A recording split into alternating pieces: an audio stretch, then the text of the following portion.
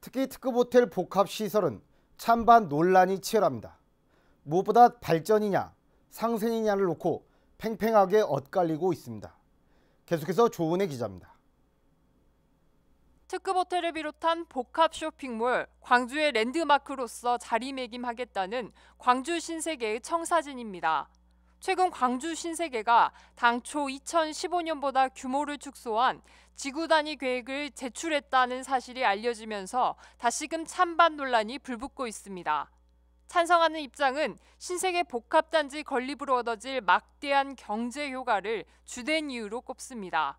그런 큰 사업에서 착공해서 완성할 때까지 생산 효과가 한 1조 3천억 정도 나올 거고요. 부가가치는 한 6천억 그런 식으로 기대되는 어떻게 보면 지역 경제에 활력을 불어넣는 사업이 될 거라고 기대합니다. 무엇보다 지역 고용 시장에도 모처럼 활기가 돌 것으로 기대합니다.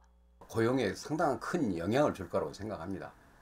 추산적으로 9천여 명 이야기도 나오는데 아마 그것에 버금간 정도의 어떤 고용에 어떤 그 활력을 넣는 그런 사업이 아닐까 그렇게 기대합니다.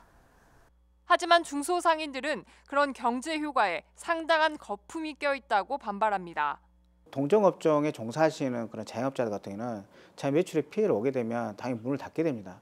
또 결국에는 그렇게 되면 복합 쇼핑몰이 생기는 일자리보다는 지역 경제가 그 복합 쇼핑몰로 인해서 입점으로 인해서 스스로 문을 닫는 그런 자영업자 수가 상당히 더 많기 때문에 오히려 고용 유발 효과는 상당히 많이 포장이 되어 있지 않나 이런 생각합니다. 또 필연적으로 부딪히게 될 교통체증도 심각한 문제로 꼽았습니다.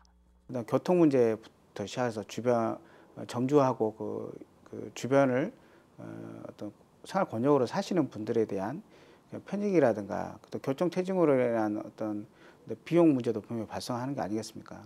새로운 신세계 복합단지가 랜드마크 역할을 할 것이라는 주장에서도 의견은 엇갈렸습니다. 우리가 말하면 부산의 센텀시티라든지 또는 하남의 스타필드라든지 이런 정도의 어떤 공간이 있어야 되는데 그런 공간이 없는 가운데서 이번에 신세계에서 이거를 광주의 상징인 빛의 도시라는 개념을 도입했다는 거죠. 부산에 가면 센텀시티, 세계 최고의 백화점 얘기를 하는데 그보다 규모를 더 크게 할 것이냐.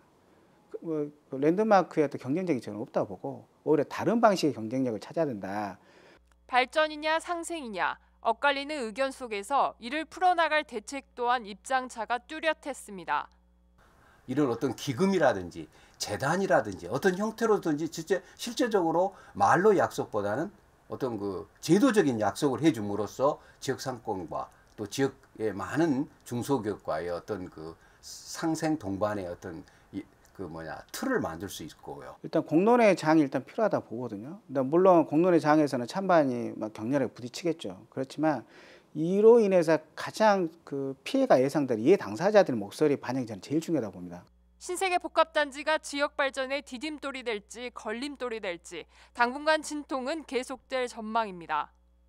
뒤에 보이시는 이곳이 특급 호텔을 비롯한 복합 쇼핑몰이 들어설 자리입니다. 다양한 경제 효과가 기대되고 있지만 영세 상인들의 생존권 문제와 더불어 찬반이 팽팽하게 갈리고 있는데요.